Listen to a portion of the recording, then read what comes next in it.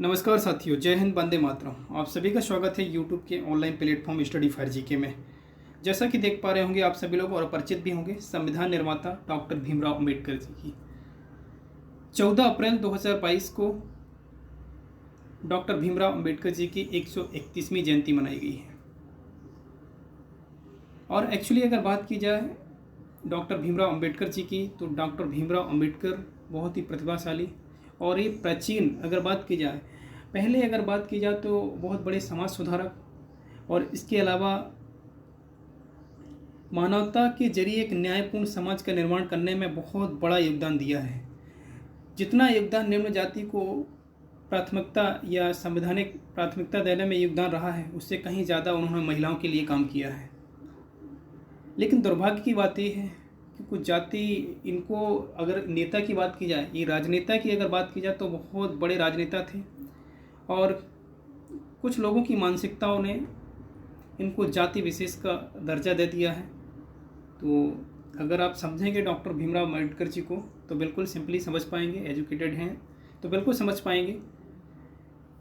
मैं तो कुछ भी वर्ड बोलूं तो इनके लिए कम पड़ेंगी, लेकिन चंद शब्दों में अगर बोलूं, किसी शायर ने खूब कहा था इनके बारे में, इन्होंने जो संविधान निर्माण किया है। आप सभी लोग जानते हैं कि भारत का संविधान विश्व का सबसे बड़ा संविधान है।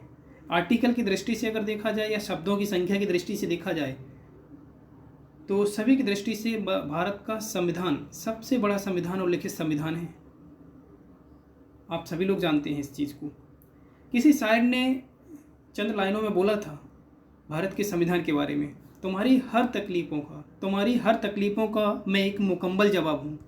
कभी वक्त मिले तो मुझे पढ़ना, मैं भारत का संविधान हूँ। आई होप इस चंद लाइनों में आप समझ गए होंगे, है ना। तो कहने का तात्पर्य ये है कि डॉक्टर भीमराव अंबेडकर जी ने जो स्ट्रगल करके और भारत को एक दिशा और निर्देश और एक नवीन संविधान दिया,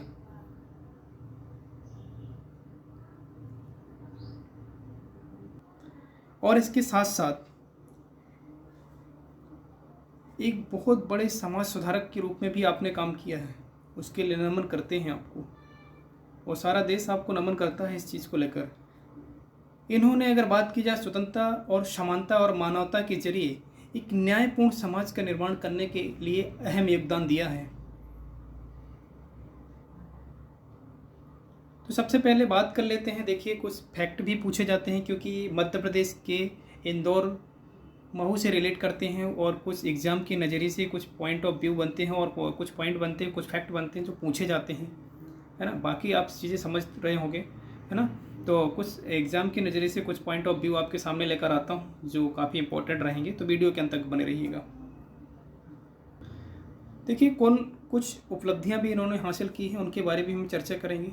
कुछ स्टेटमेंट भी हैं, कुछ पार्टियाँ भी इस्टेब्लिश की थी इन्होंने, क्योंकि राजनीतिक भी थे और इसके अलावा अगर बात की जाए तो ये समाज सुधारक भी थी बहुत बड़े, और एक अर्थशास्त्री के रूप में भी काम किया है इन्होंने, है ना। महान विभूति थी। तो सबसे पहले बात कर लेते, देखिए ये पूछे जाते हैं फैक्ट। देखिए इनका जन्म कहाँ हुआ था, तो सबसे पहले तो आप लोगों को यही याद रखना है कि 14 अप्रैल 1891 को मध्य प्रदेश के इंदौर शहर में महू नामक स्थान पर इनका जन्म हुआ था। तो विशेष रूप से ये लाइन याद रखिएगा। इसके अलावा बात करेंगे, इनका फुल नेम पूछा जाता है दोस्तों, तो याद रखिएगा भीमराव रामजी अंबेडकर। इनका फुल नेम क्या है? भीमराव रामजी अंबेडकर। इसके अलावा इनके क्षेत्र अगर देखा जाए तो किन क्षेत्रों में इन्होंने विशेष योगदान दिया है? एक तो विधिवेता यानी कानून मंत्री थे ये, और अर्थशास्त्री, राजनीतिक और समाज सुधारक, इन सभी क्षेत्रों में इन्होंने बहुत विशेष योगदान दिया है। इसके अलावा हम बात करें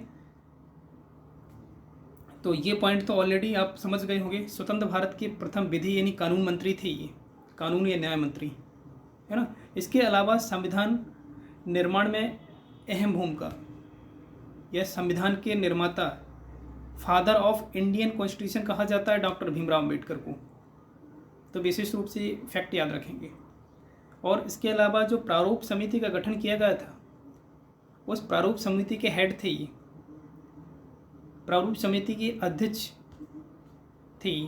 तो विशेष रूप से ये लाइन याद रखना है। इसके अलावा ये भी पूछा जाता है आपसे कि अनुच्छेद 32 को भारतीय संविधान का हृदय और आत्मा किसने कहा है? तो याद रखिएगा डॉक्टर भीमराव अंबेडकर जी ने अनुच्छेद आर्टिकल जो 32 है ना आपको, उसको संविधान की आत्मा कहा है।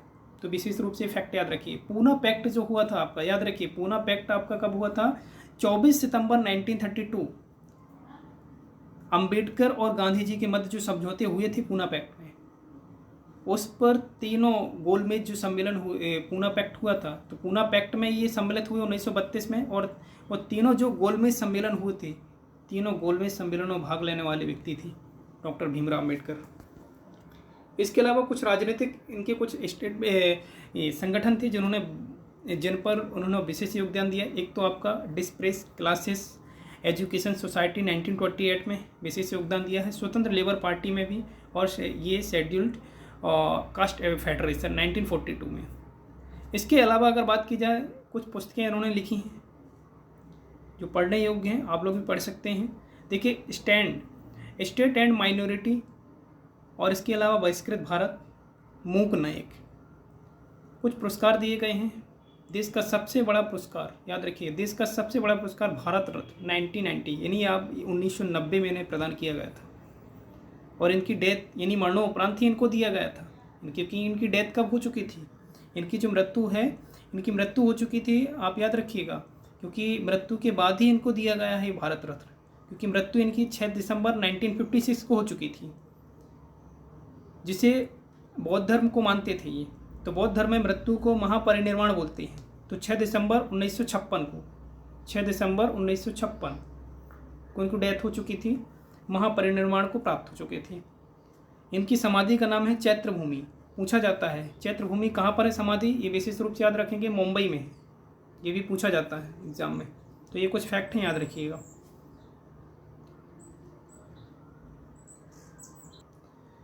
कुछ इन्होंने एक स्टेटमेंट दिया था, उस स्टेटमेंट को देखेंगे तो चीज़ें और क्लियर होंगी आपको।